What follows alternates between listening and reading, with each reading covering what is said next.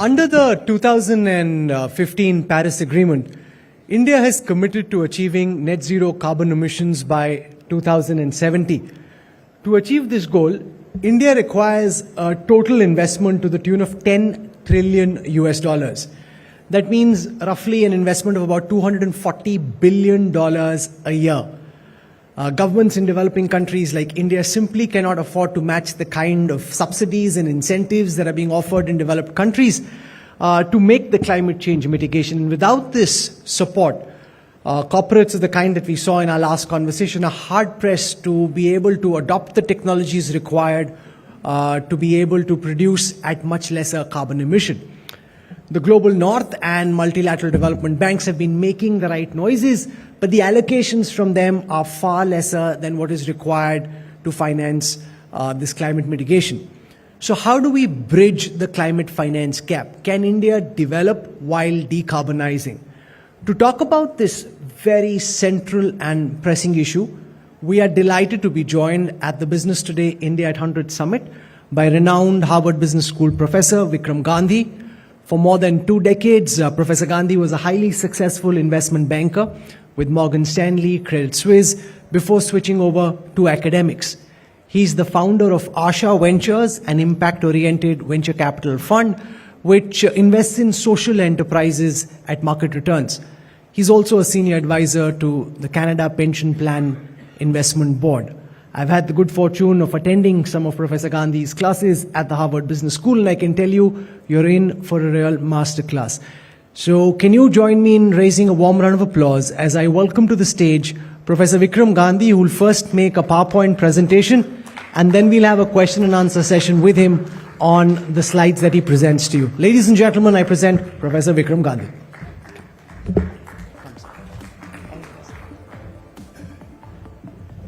Is this the... This is all right. Thank you so much for that warm welcome, Rahul, and thank you for Arun and for Business Today to having me here. It's absolutely a pleasure. When I was speaking to Rahul a few days ago, and I've kind of been to one of these conferences before, and I said, well, let's just have a chat and all. He said, no, you're academic, you're professor, you have to have PowerPoint presentations. So here I am with my PowerPoint presentation. The title of this talk is, and it's not really a talk, I'm just going to go through this for 10 minutes just to give a little bit of backdrop.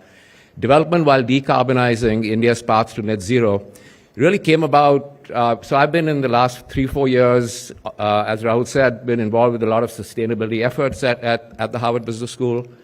And we've been doing a lot of work around climate, not just at the business school, but across the university to bring the science piece, the policy piece, and then obviously from a business school standpoint, the business piece, like what are the right business models? We've heard previously about all the commercialization, that this needs to make economic sense, otherwise it's not going to happen. And so what are the right business models? How should business think about it? But what I was finding is that all the work that's happening in a lot of the universities in the US has largely been around mitigation, reduction of emissions, really in the OECD, in the developed world, as in terms of the US, Europe, other places.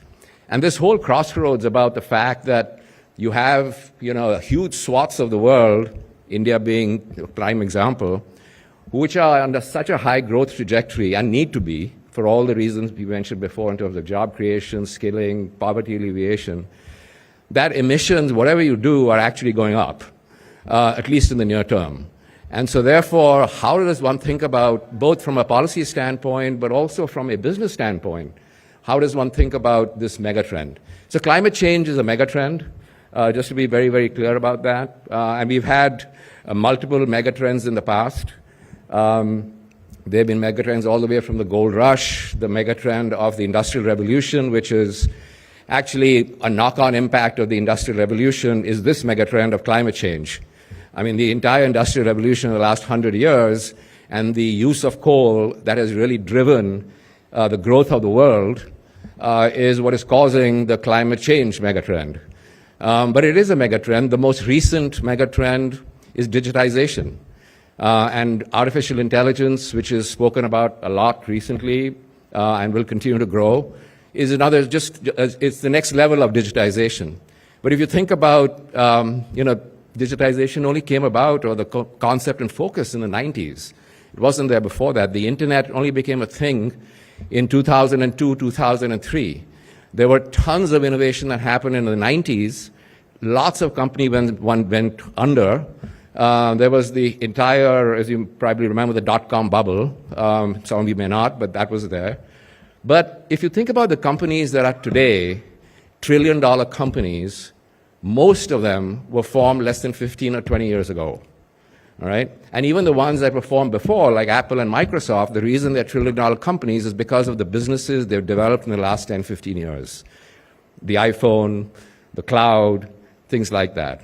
And so I'd like to focus this discussion more, because it's a business today discussion, on that this is a megatrend. There have been previous megatrends where basically investors have not got on the train and not bought a ticket and kind of missed the train. And I would encourage you to actually think about this as a really once-in-a-lifetime investment opportunity. There are many risks, there are huge policy issues, but it's once-in-a-lifetime investment opportunity, which is really where I'd like to kind of focus the discussion. So just in terms of just pure background, and this is on the India scene, right now India is the third largest polluter with a 7.5% share of CO2 emissions in the world. As you can see that it was just a few years ago, it was behind Europe. Now it's a bigger emitter in aggregate than Europe. You can see how China is totally rocketed, again, because of its growth and its development. But on a per capita basis, again, because the denominator is extremely high, on a per capita basis, it's much, much lower. But the trend is that it's clearly going in an upward trajectory. So that's where we are on that, on the aggregate emissions. Then if you just look at, I'm just giving you some backdrop for those who may not be completely cognizant of it. This is not just about electricity. That's a huge part of it, as the previous panel said. But essentially more than 70% of, or 75% of India's emissions come from three sectors. Power, industry, which are the hard-to-abate sectors, particularly iron and steel and cement. Coal, even in the power sector, is by far the biggest source of generation.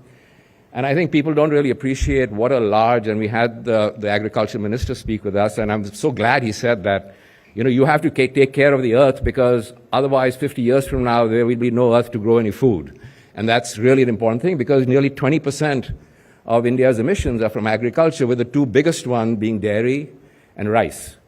So if you think about the emissions, we talk a lot about transport and EVs, kind of very important, but in the big scheme of things, it's actually a very small part of the emission problem. What was said in the panel before, if you look at the different sectors, that whether it be power, and so the little black boxes are where the current kind of demand is. And this is actually some work done by McKinsey.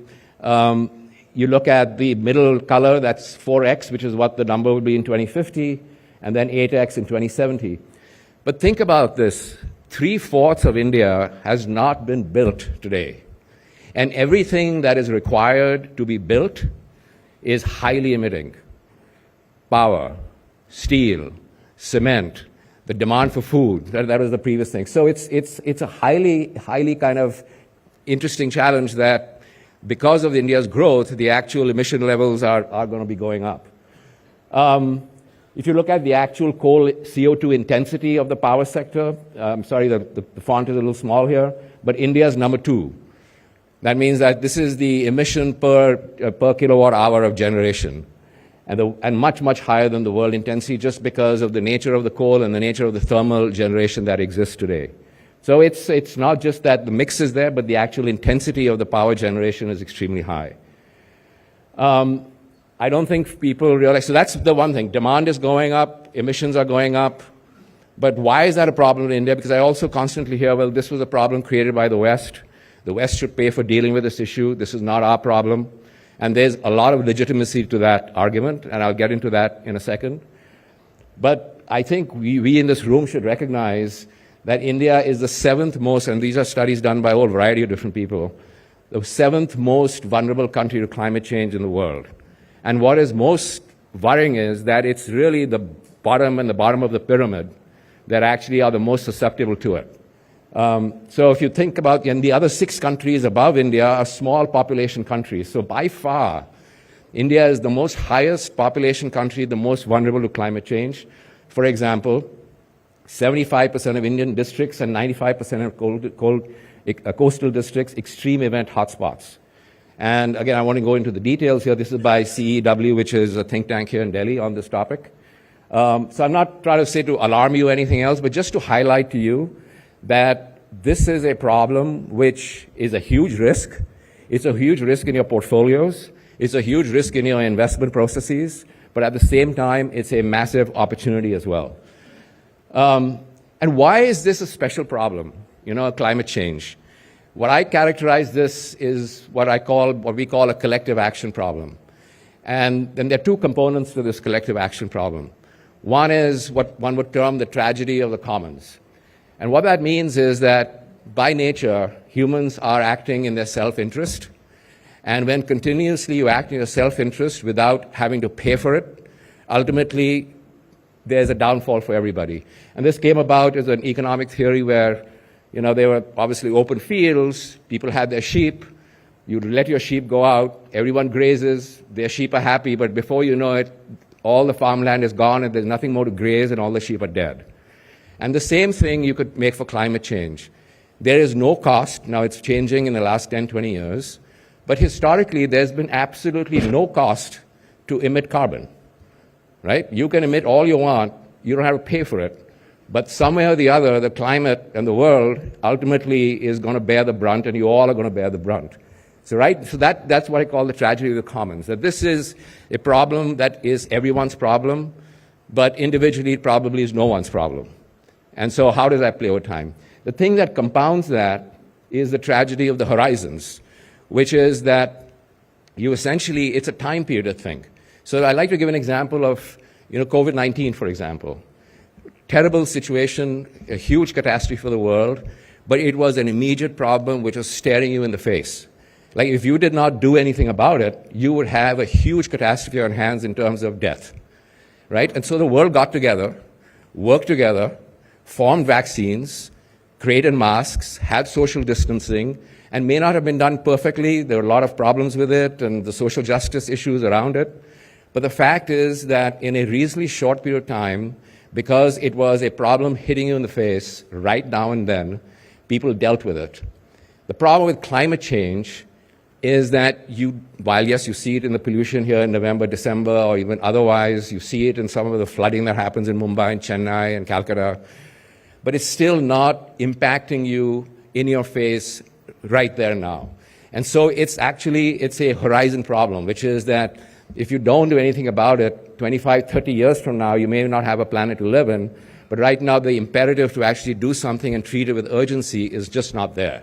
And I think, again, some of the previous panelists mentioned that the urgency on the part of governments, the urgency on the part of the companies is just not there. So I just want to highlight that this is actually the source of why both climate is a big problem to deal with, but if done correctly, if you had invested in digitization and thought about it in your portfolio in 2005, 2008, and thought had a 15, 20-year time horizon, you would actually be really well off. So I want to talk about that a little bit.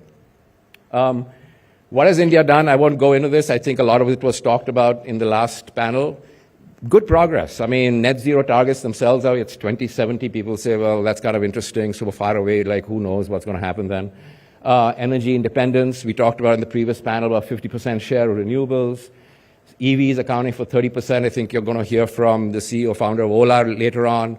And made a lot of good progress in terms of both. But one of the things, for example, non-fossil fuel capacity is 45% of total installed capacity, but 76% of generation for the intermittency issues that were talked about in the panel before.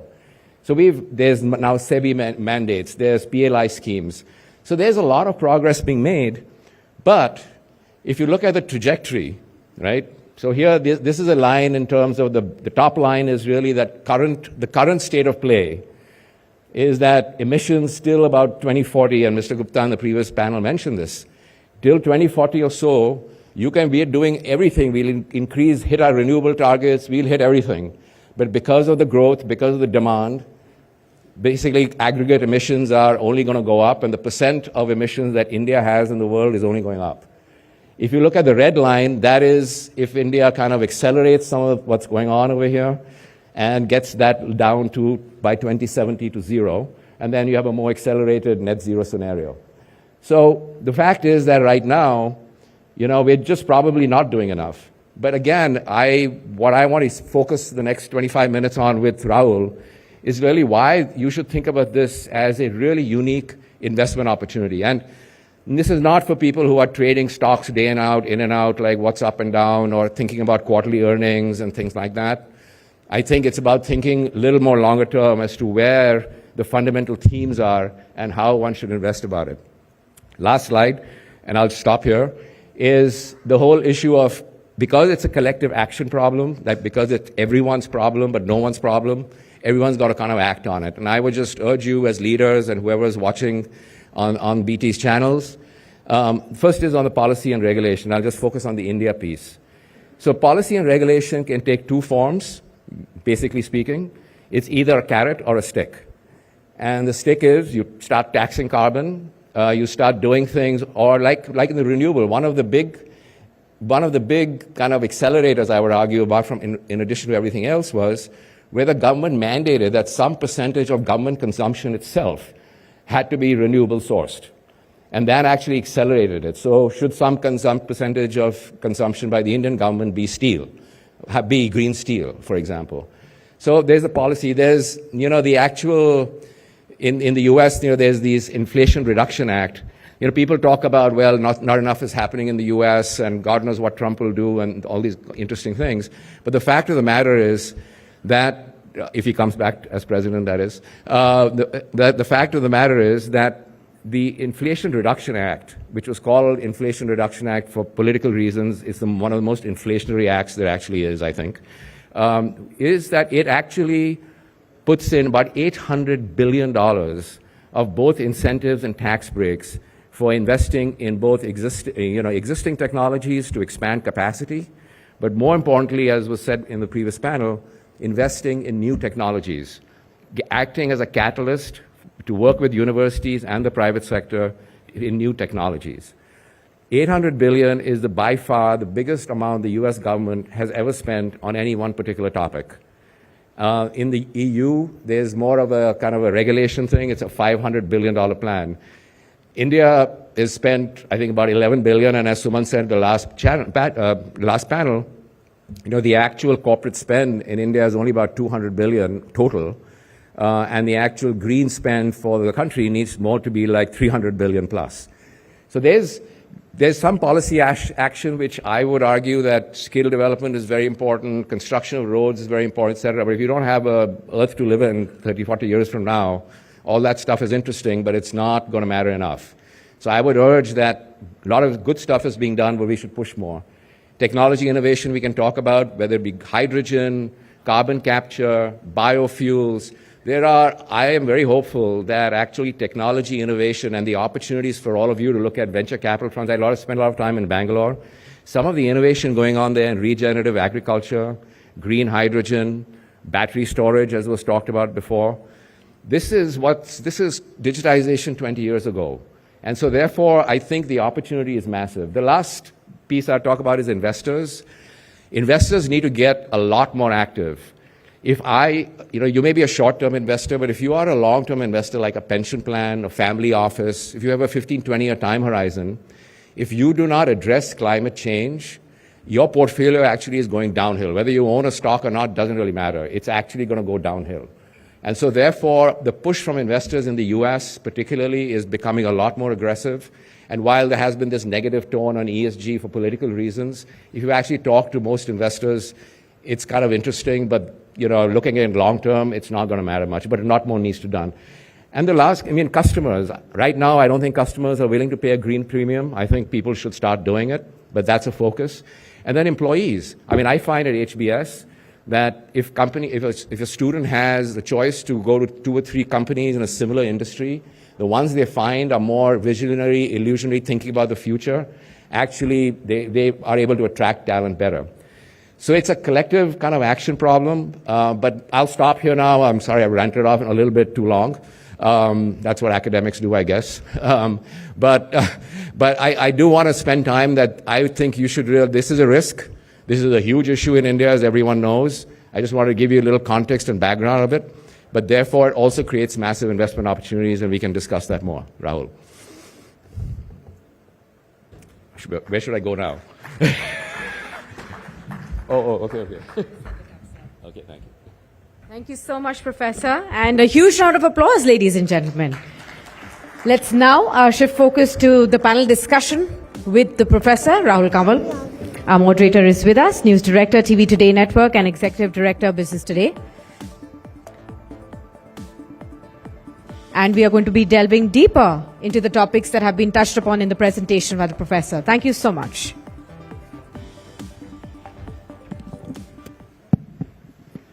Thank you very much for that talk, Professor Gandhi.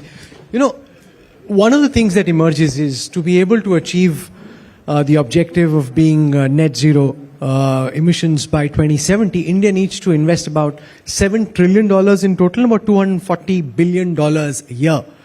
You know, where do you propose that money comes from? Because the Global North talks, you know, I met Geeta Gopinath of the International Monetary Fund. They're making promises. The World Bank is making promises, but it's not enough to meet the financing needs of a country like India. Yeah, so I totally understand, and that's true. I think it's going to be, I think the other thing, I think very important to think about it, this is a transition. This is not energy conversion. It's going to take 20, 30 years. I don't think coal and oil and gas or the reduction globally it'll start reducing over time, but it's going away. And so I think the actual capital needs to come from three sources. One is direct government capital, but I would argue that it really should be more catalyst capital, where you're like the blended finance opportunities, where the government may be taking a first risk, but actually coopting more capital. I think you'll find a lot of interesting investors that would look at that. I think the other issue is taking things at scale. So renewables are at scale right now. There are issues that we talked about before, but actually a lot more capital can go to scale it up even more. We spent time with the steel industry in terms of decarbonizing the steel industry. So take hydrogen, right? One of the key sources of decarbonizing steel actually is the use of green hydrogen over time. And what I'm finding is that a lot of capital is going into that as well. I don't think we're going to get to the 7 trillion right away, but it's going to be incremental. The other thing I think, again, it's nascent days, but is to, again, use market forces. I mean, I think it's very important we make sure that government can play a catalyst role, philanthropic capital can play a catalyst role, but this is not about doing good, ultimately. It'll have a great positive result, but there has to be a commercial. Most capital in this world is fiduciary capital, which means you have to earn a risk-adjusted return. And so one of the other big opportunities, which we're doing quite a bit of work on, is the carbon markets. So think about this. Most companies in the US have talked about, or Europe have talked about net zero targets. I think in India that awareness is a little bit there, but maybe should be a lot more. Net zero targets. They're not probably going to get there with their current efforts. And so therefore they go around trying to buy these carbon credits in the voluntary markets, which have had their own issues. But think about if India could say, okay, or any of the South could say that, okay, we are going to be investing X amount to reduce our carbon intensity, whether it be new technologies, agriculture, or various areas, and that the reduction in emissions actually counts as a carbon credit for all these countries and companies that are saying net zero. If you think about the amount of countries and companies that have said net zero who are not going to meet their targets based on current trajectory, there's a huge amount of capital where they can just transfer it to places like India, get the credit for net zero, and you're going to get... So John Kerry had proposed a plan like this, I think, in Glasgow. I think it's getting some traction. So it's a big problem. I mean, capital formation in India, even if we didn't have a climate problem, capital formation for its growth needs is an issue. And so foreign investment has to play a role. As I advise CPP. In fact, we are one of Renew's biggest investors. We think that area is going to be a huge growth area. And we think it's going to be an area that we continue to look at to kind of put more capital, and other pension plans are as well. I don't have a silver bullet. It's not going to show up tomorrow, but over time I think it will. And I think we should not also underestimate how technology and innovation, ultimately technology and innovation is the core. It's the core issue. And that how technology and innovation can drive costs down over time, bring in solutions which maybe people would have never thought about before, which could cost a lot less and don't need to cost $7 trillion. So, but right now, I think more needs to happen on all fronts from a collective standpoint. The other real world challenge is the higher capex costs of green technologies. And the fact that if you ask customers in India, are you willing to pay more for green cement, of green steel, green iron? Most will say, let's just get it at the best price possible. In Europe, that may not necessarily be the case. Consumers are more aware, therefore more willing to pay than they would for something produced with fossil fuels. How do we deal with that challenge? The fact that, I read some of the case studies that you sent, the companies are dealing very clearly with the challenge of having to spend more upfront. The government isn't necessarily subsidizing that. Yeah. How do we create an ecosystem which enables companies to make those initial outlays? Yeah. I think one of the things which, again, I would say, what in a lot of our research which we've done in the US and in the European companies, is that the companies which have, and think about the short term versus long term. I mean, you have to invest more in CapEx. It'll hit your earnings near time because you may need to borrow more and all that. But actually, the companies that have made this transition, and actually the energy industry is a classic example, particularly in Europe. The companies that 5 or 8 years ago made huge investments in moving away from fossil fuel to renewable-based energy sources, utilities, as an example, actually may have hit earnings near time, but their PE multiples are significantly higher than the ones that are still oil and fuel based. So they've actually, I think that, and we've seen this in other industries, there is a huge opportunity for multiple expansion. So as you analyze corporate stocks, I think thinking about like who are not just producing like this kind of glossy ESG report, I've done sustainability and I'm great, who are actually taking very active, proactive steps. Because this issue is going to catch up with you. At some point, regulation is going to come in strong. I mean, governments would be remiss actually not to do it, whether it be some sort of taxation, which is already happening in Europe, or some great incentive systems where if companies that are ahead of the curve can actually take advantage of these incentive systems in a much more positive way. So I think over here, even by the way, there may be some people willing to pay green premium. Sometimes, my students will also say, oh, green premium, this and that. And by the way, Rahul was one of our star students. He was like a celebrity at HBS. I remember all the Indian students only want to take pictures with him and nobody else. But even, you look at even those students in the US who were Massachusetts, blue state and all that, and we'll talk about green.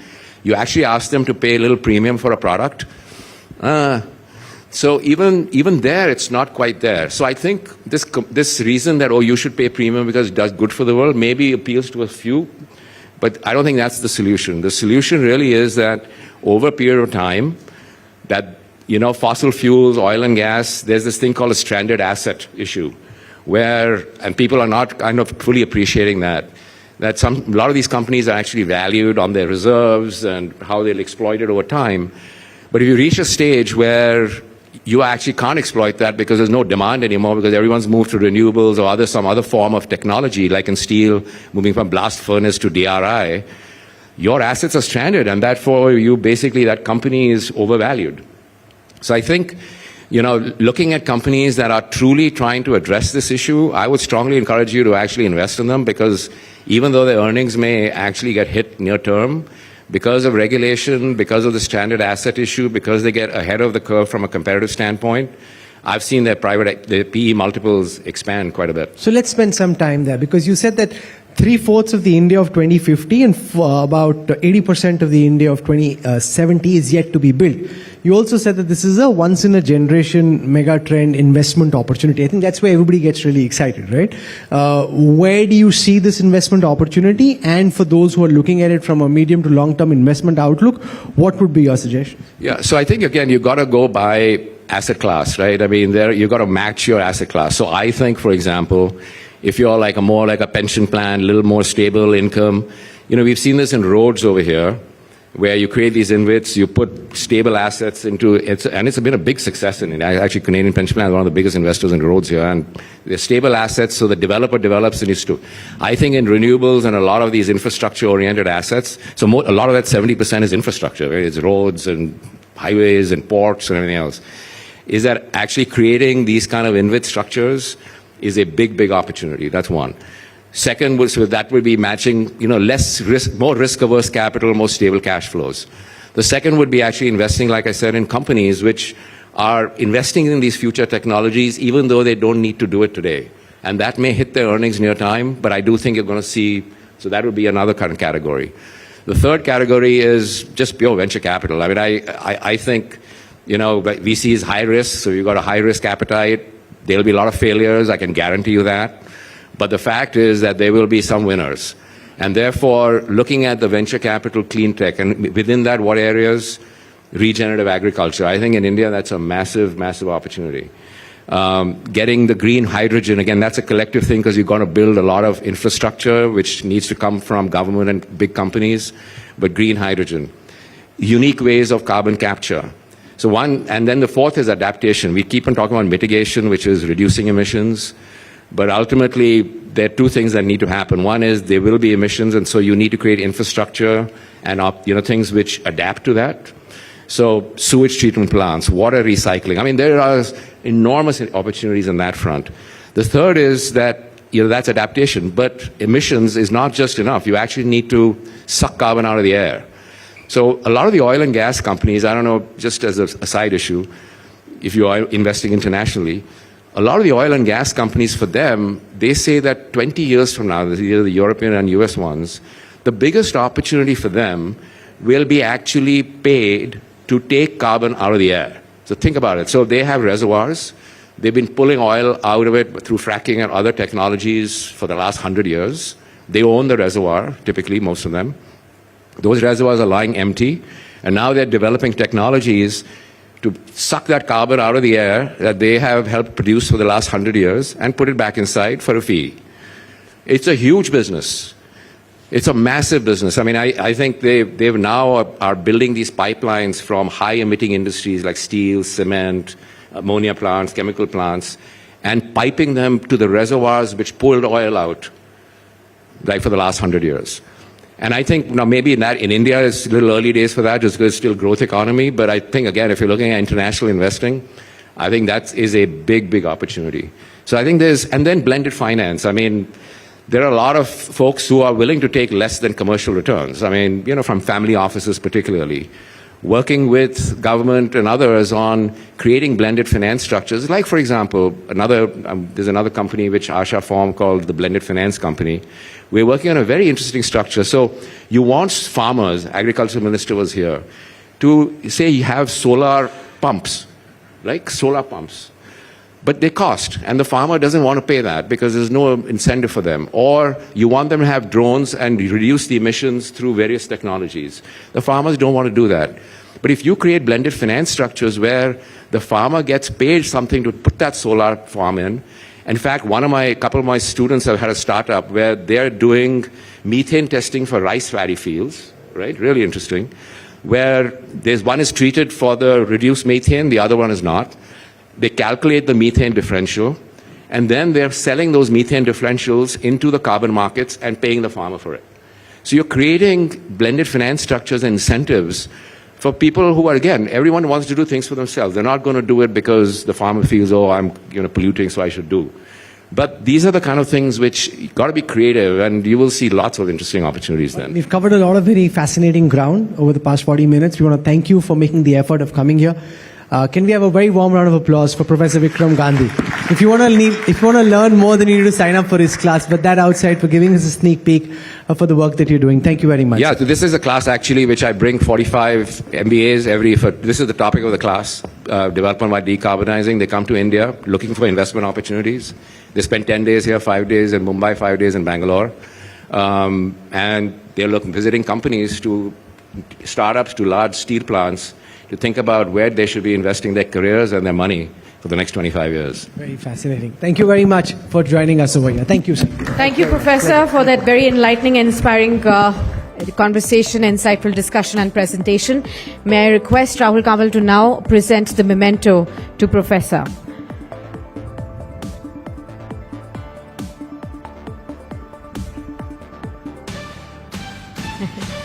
All right.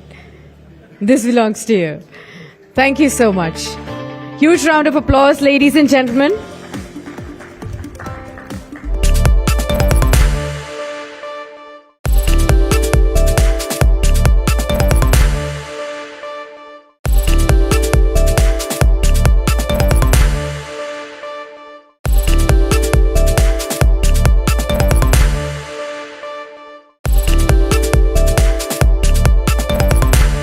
to explore the